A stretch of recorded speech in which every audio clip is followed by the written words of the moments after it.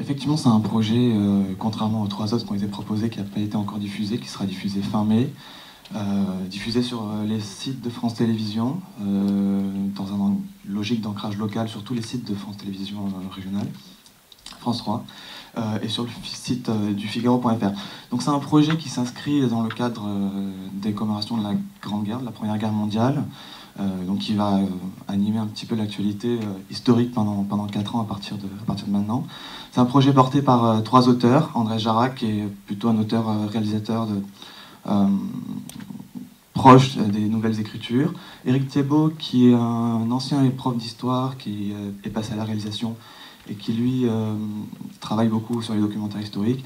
Et enfin, Kevin Accard, qui est un monteur-réalisateur, qui travaille aussi avec nous depuis pas longtemps pour les films qu'on va voir tout à l'heure.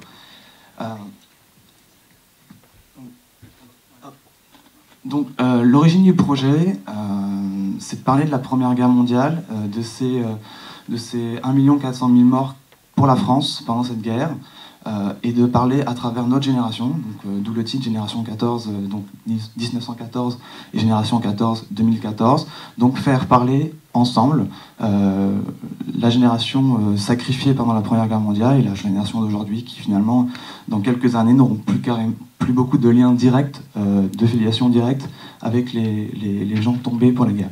Donc ce projet s'articule de 2 manières. D'abord une quête, une quête pour trouver votre ancêtre mort pour la France. Donc on travaille avec la base de données de la DMPA, qui est la direction du patrimoine et des archives du ministère de la Défense, qui a recensé en fait les 1 400 000 morts pour la France tombés pendant la Première Guerre mondiale, à laquelle sont associés des fiches, des documents. Et donc notre promesse, c'est de vous proposer de retrouver votre ancêtre, de retrouver votre aïeul, et nous on vous raconte son histoire, ou du moins on raccroche votre aïeul à une histoire qu'on raconte. Donc le principe est assez simple, on arrive sur ce qu'on appelle le grand wall participatif, avec une idée où on a au centre du wall un outil de recherche pour entrer son nom de famille qui va au fur et à mesure nous dévoiler un petit peu l'histoire de notre aïeul.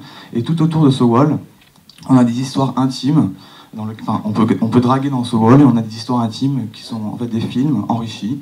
Donc un film qui est réalisé par André Jarac, Éric Thiébaut et Kevin Accard. Et au fur et à mesure, pendant ces 4 ans, ces films vont être enrichis d'archives que les gens vont uploader sur le site. Donc ce sont des archives personnelles. Donc l'idée aussi, c'est d'avoir un web documentaire enrichi de documents personnels, de toucher l'intime des personnes, de voir la Première Guerre mondiale sous le prisme de l'intime. Donc au fur et à mesure, donc bien sûr, la recherche est assez difficile parce qu'on a 1 400 000 morts pour la France. Donc certains vont réussir à trouver leur aïeul dès la première interaction, c'est-à-dire en rentrant le nom. Mais par contre, pour la plupart des cas, il va falloir essayer de rechercher d'autres détails de cet aïeul. Donc l'enjeu pour nous, c'est d'essayer de sortir de la recherche classique de filiation et d'aller demander, notamment sur les réseaux sociaux, à ses proches, aller demander des détails, aller demander des choses qui puissent enrichir la recherche et donc parvenir à ce document qui est en fait une fiche mort pour la France qui renseigne, donc là on n'a pas le zoom nécessaire, mais qui renseigne un petit peu l'identité de ce soldat mort pour la France. Et avec ces documents, on peut ensuite aller trouver d'autres informations, donc dans les carnets de marche opération, dont je ne vais pas détailler ici, mais qui permet de retracer le quotidien du bataillon ou du régiment de notre aïeul.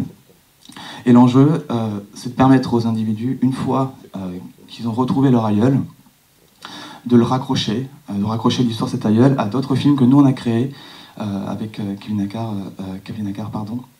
André Jarac et Éric Thiébaut. Donc ces films, il y en a une dizaine. C'est l'idée encore une fois de partir sur l'intime. Ces films, ils sont issus de la Grande Collecte. Je ne sais pas si vous en avez entendu parler. C'est un grand événement qui a été orchestré notamment entre Ciné TV et France Télévisions, qui consistait à sillonner un petit peu la France, aller trouver les archives personnelles des gens qui ont des archives sur leur arrière-grand poilu, comme on les appelle, et qui veulent les faire partager. Donc on a travaillé avec France Télévisions, Ciné TV, et notamment toutes les archives, donc les archives nationales, les archives départementales. Et donc on a collecté des milliers de documents qui sont aujourd'hui disponibles sur Europeana. Et donc le travail pendant ces 3-4 derniers mois a consisté à retrouver ces documents, retrouver ces documents et surtout retrouver ceux qui les ont déposés pour qu'ils nous racontent l'histoire de leur aïeul.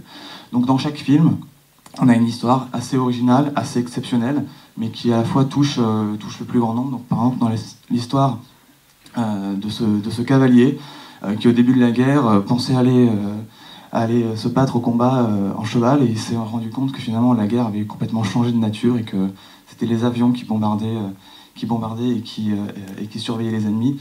Donc en quelques mois, il est devenu aviateur. Donc en 33 heures de vol, il est devenu aviateur. Il a formé une escadre qui s'appelle l'escadre de la Libellule. Et on raconte cette histoire en 2 minutes 30.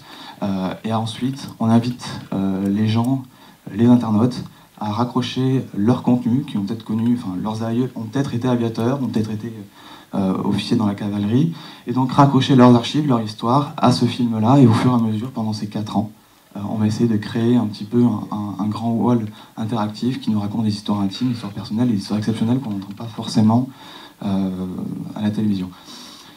Donc c'est un projet uniquement web qui est produit par Ciné TV. Ciné TV, juste pour rappel, c'est une boîte de production à l'ADN historique depuis 40 ans, dirigée par Fabienne Savant-Schreiber. Et depuis 4 ans, sous l'impulsion de David Bijaoui, on crée des projets interactifs, soit natifs, tel que c'est le cas ici, soit en accompagnement antenne. Juste un petit mot sur nos partenaires, donc bien sûr le CNC, l'aide du Pictanovo. On travaille avec Archimède qui s'occupe en fait de toutes les bases de données sur lesquelles on va chercher les documents.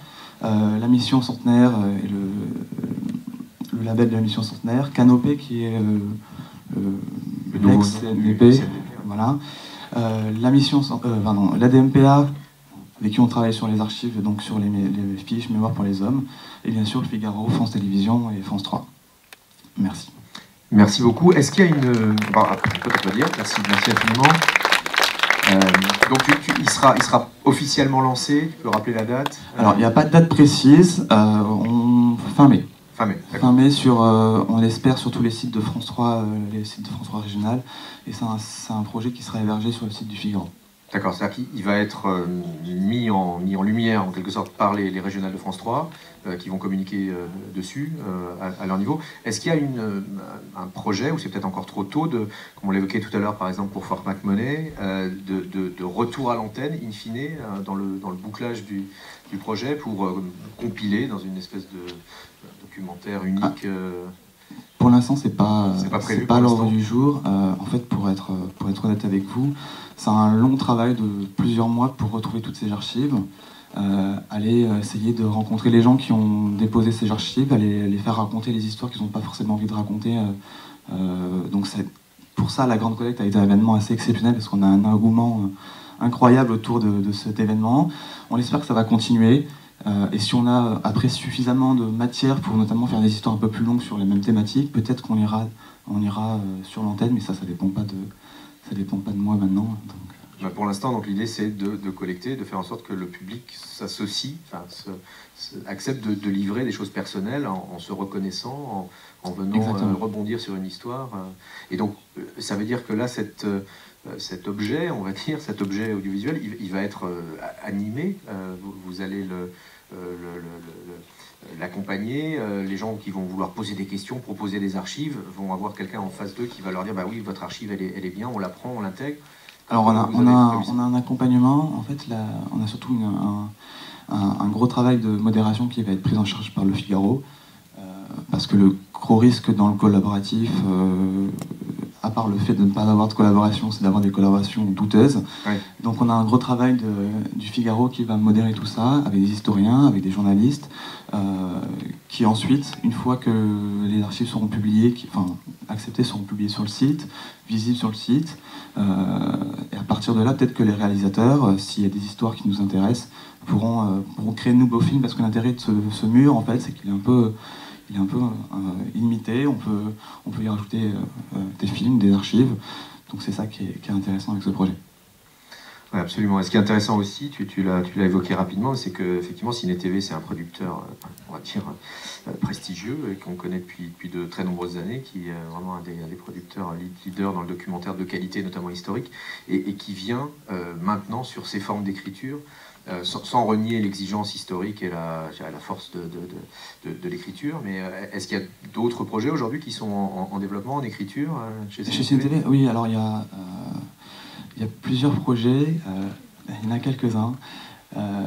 Prochainement, si je peux vous parler de ceux qui sont en production, on a un projet qui s'appelle Détroit Je t'aime, qui est un projet sur le DIY avec un webdoc hyper intéressant. On a un projet d'application mobile, un documentaire mobile sur Jaurès, qui s'inscrit aussi un petit peu dans la commémoration du centenaire, mais qui traite spécifiquement du sujet Jaurès. Et donc on a des projets en développement, mais bon, ça il faudra en parler plus tard. D'accord, okay. Non, mais merci. Non, m'en dis rien, c'est juste... Et alors, juste par curiosité personnelle, je vois... Bon, il y a beaucoup de partenaires prestigieux qui sont là associés. Je vois pas le logo de l'INA. Alors, je m'étonnais, parce que quand même, en matière d'archives, notamment de cette période... il y a certainement des choses à aller chercher chez eux. Il y a des choses à aller chercher chez eux, mais en fait on a pris un parti pris d'utiliser que les archives qui ont été collectées pendant la grande collecte. D'accord. Donc c'est un vrai parti pris, ce qui est aussi assez difficile parce que c'est souvent des archives qui datent de 50, 60, 70 ans, qui n'ont pas forcément été bien conservées.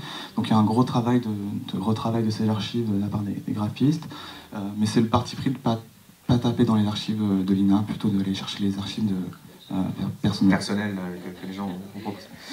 Merci infiniment, Geoffrey, pour cette présentation. Merci.